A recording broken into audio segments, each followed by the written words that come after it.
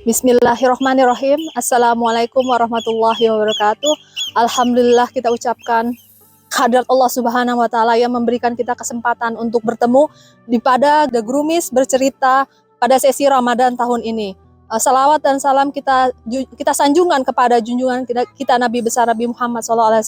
Pada kesempatan baik ini saya ingin bercerita tentang tantangan yang Rasulullah SAW terima pada saat menyebarkan agama Islam di Jazirah Arab. Pada suatu hari Rasulullah SAW mendapatkan tantangan dari para kaum kafir Quraisy. Mereka menyatakan akan mengikuti Nabi Muhammad SAW masuk Islam dengan meminta kepada junjungan Nabi besar Nabi Muhammad SAW untuk mengubah Bukit Safa yang berada di dekat Masjidil Haram itu menjadi bukit emas. Dan ketika itu pula akhirnya Nabi Muhammad SAW berdoa kepada Allah Subhanahu wa Ta'ala agar mengubah Bukit Safa tersebut menjadi bukit emas. Kemudian turunlah malaikat Jibril mengatakan kepada Nabi Muhammad SAW bahwa jika memang Allah akan berkehendak untuk mengubah Bukit Safa tersebut menjadi emas, maka setidaknya haruslah semua kaum kafir Quraisy itu menyembah Allah. Dan Allah memberikan syarat jika salah satu saja di antara mereka yang tidak masuk Islam, maka kaum kafir Quraisy itu akan mendapatkan azab yang sangat pedih dibandingkan dengan kaum-kaum yang sebelumnya. Kemudian Nabi Muhammad SAW setelah mendengar kata-kata dari Jibril tersebut akhirnya membatalkan untuk berdoa atau memunajatkan permohonan tersebut.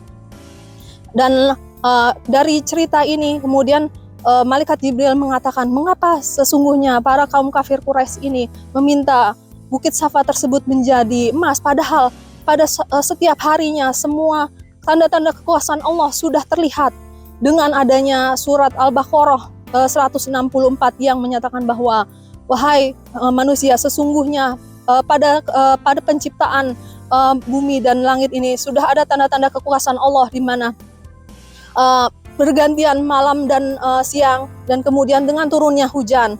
Dengan turunnya hujan ini, kemudian kita melihat banyak tumbuh-tumbuhan dan buah-buahan yang tumbuh di bumi yang di mana sebelumnya mati dan gersang.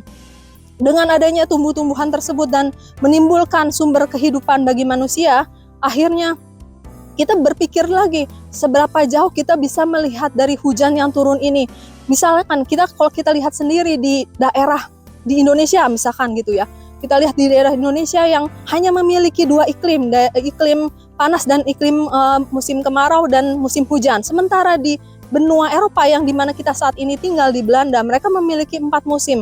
Ketika kita berpikir bagaimana bisa terjadi dengan adanya 2 atau 4 iklim yang berbeda dari 2 negara ini, otak kita mungkin tidak akan berpikir, tidak akan bisa jauh menjangkau gitu bagaimana kekuasaan Allah itu bisa terhadap perubahan cuaca, iklim, dan juga termasuk tumbuh-tumbuhan yang ada di sekitar kita. Dari adanya surat Al-Baqarah ini menjadi kita seharusnya tidak sombong dan tidak angkuh dan tidak ingin menantang bahwa semuanya sudah ada tanda-tanda kekuasaan Allah di bumi ini. Mudah-mudahan dengan adanya turunnya Al-Quran menjadi sebagai tuntunan hidup kita di bumi ini, kita menjadi sebagai imam untuk diri kita sendiri dan juga untuk masyarakat kita, menjadi kita lebih meningkatkan keimanan, ketakwaan kita, dan juga kita meningkatkan muamalah kita kepada sesama manusia. Demikianlah cerita yang bisa saya sampaikan pada hari ini. Semoga bermanfaat untuk kita semua. Wassalamualaikum warahmatullahi wabarakatuh.